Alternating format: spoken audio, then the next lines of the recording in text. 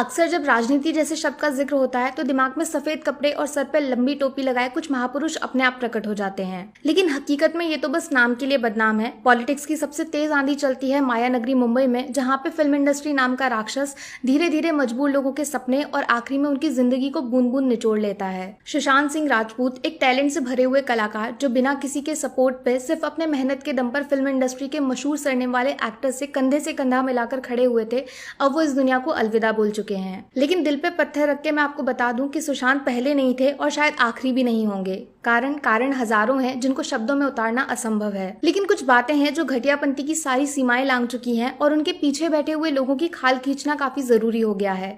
वक्त आ गया है कुछ लोगों के चेहरों के ऊपर से नकाब उतारे जाएं और उनको आईना दिखाया जाए। आज इस वीडियो में आपके सामने 10 ऐसे पॉइंट्स रखने वाली हूँ जो ये बात साबित कर देंगे कि बाहर से हीरे की तरह चमकने वाली फिल्म इंडस्ट्री हकीकत में कीचड़ से भरा हुआ एक दलदल है जो मासूम लोगों को अपनी तरफ खींचकर खुद उनको अपनी जान का दुश्मन बना देता है। पहला रीजन है नेपोटिज्म, जिसने हमारे देश में सिनेमा की जमीन को खोखला कर दिया है और टैलेंट से भरे हुए एक्टर्स के मुंह पर तमाचा मारकर उनको उस सक्सेस से दूर कर दिया है जिसके लिए वो सालों साल एड़ियां घिसकर मेहनत करते हैं। जरा सोचकर देखिए, आप पढ़ाई में बहुत तेज हैं और कंधे पे किताबों से भरा हुआ एक बैग लेकर पूरे साल स्कूल जाते हो, लेकिन एग्जाम के टाइम पर टीचर जानबूझकर आपको बिना पेपर दिए ही वापस घर भेज दे और अपने खुद के बेटे को बिना एक शब्द लिखे ही क्लास में सबसे ज्यादा नंबर बांट दे, तो आपको कैसा लगेगा? ठीक वैसे ही फिल्म इंडस्ट्री में कुछ एक्टर्स को नई नई फिल्में थाली में सजाकर परोस दी जाती हैं, तो वहीं दूसरे को ऑडिशन तक देने का मौका नहीं मिलता।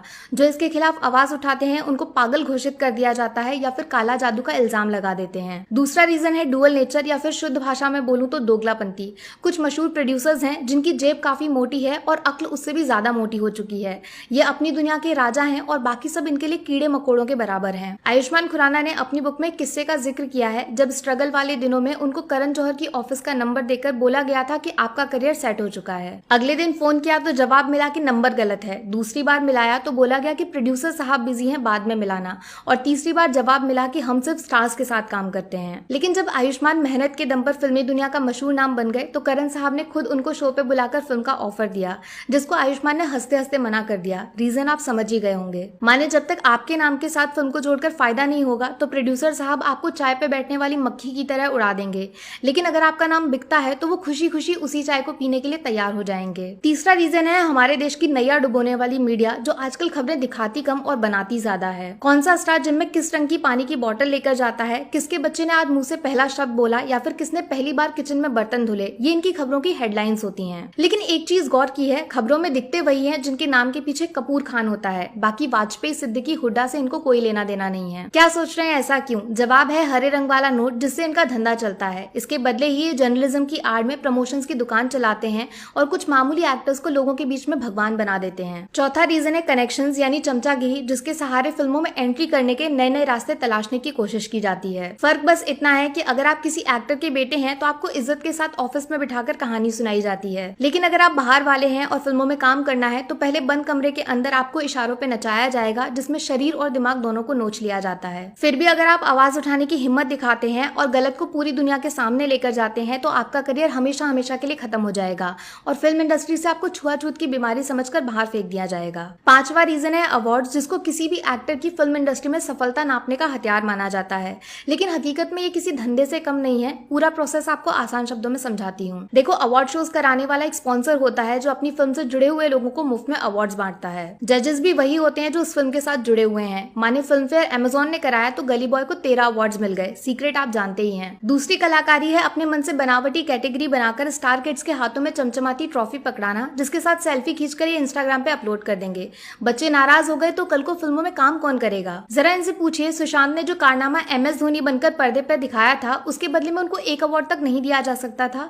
अगर जवाब ना है तो फिर डिक्शनरी से अवार्ड नाम का शब्द हमेशा हमेशा के लिए मिटा दीजिए। छठा रीजन है उधार वाली इज्जत, जिसके बिना मुंबई में काम तो छोड़िए, कोई आपकी तरफ मुड़कर देखने की कोशिश तक नहीं करेगा। अगर फिल्मों में काम करना है तो आपके पास अच्छा खासा बंगला होना चाहिए। प्रोड्यूसर से मिलने जाओ तो बड़ी महंगी कार से उतरना पड़ेगा, और हाँ, पार्टी करने शहर के सबसे महंगे क्लब लग नहीं गए तो आप फिल्म लाइन के काबिल ही नहीं है। ये सब दिखावे वाला खेल अब एक्टर्स की जरूरत बन चुका है, जिसके बिना आपको पूरी तरह नजरअंदाज कर दिया जाएगा। पैसे नहीं है तो फिर उधार मांगिए, बैंक से लोन लीजिए, हाँ लेकिन वापस चुकाने के लिए आपको काम मिलेगा इसकी कोई गारंटी नहीं है। सातवां रीजन है so called a list TV shows, जो कहने के लिए तो सिर्फ एंटरटेनमेंट के लिए बनाए जाते हैं, लेकिन हकीकत में इनका इस्तेमाल अपने अंदर छुपी हुई भड़ास निकालने के लिए किया जाता है। कॉफी के बहाने आपसे पूछ लिया जाएगा कि फलाना एक्टर तुमसे बेकार क्यों है, वो पार्टी में गरीबों जैसे कपड़े क्यों पहनता है, या फिर किस तरह वो इंग्लिश बोलने में अटकता है। उस पर मजेदार चुटकुले बनाए जाते हैं। कमाल की बात यह है कि इन शोज का मकसद एंटरटेनमेंट बिल्कुल नहीं है, बल्कि अपने चुनिंदा दोस्त या फिर उनके बच्चों को पॉपुलर बनाने का एक शॉर्टकट तरीका है, जिसमें एक एक्टर को नीचा दिखाकर दूसरे को बेहतर साबित किया जाता है। आठवां रीजन है स्टार किड्स वर्सेस आउटसाइडर वाली जंग, जिसमें अक्सर छोटे शहर से बाहर आए लोगों को दरवाजे पे लगी हुई दीमक की तरह देखा जाता है,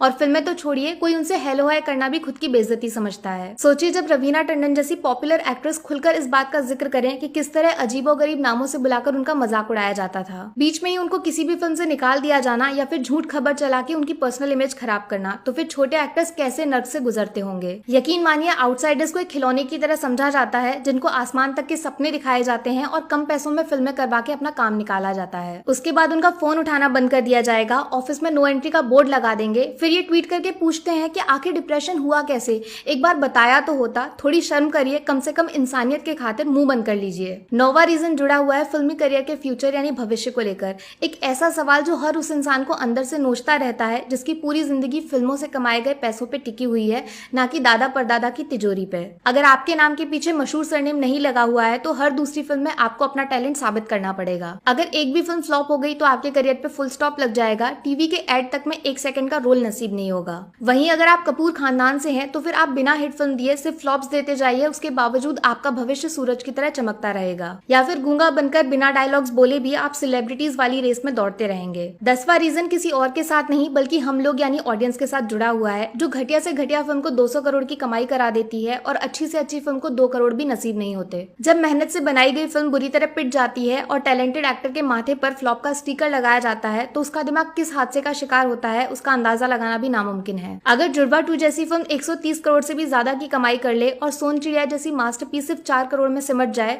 तो समझ लीजिए कि फिल्म से जुड़े हुए एक्टर्स फेल नहीं हुए हैं, 100 में से 0 नंबर हम लोगों के हैं जो अनजाने ही एक अपराध में शामिल हो गए। उम्मीद करती हूँ आप इस वीडियो को बनाने का असली मकसद समझेंगे और बहरी हो चुकी फिल्म इंडस्ट्री के कान में इन सवालों के शोर को पहुंचा देंगे। बस इसके अलावा मैं कुछ और नहीं बोलना चाहती।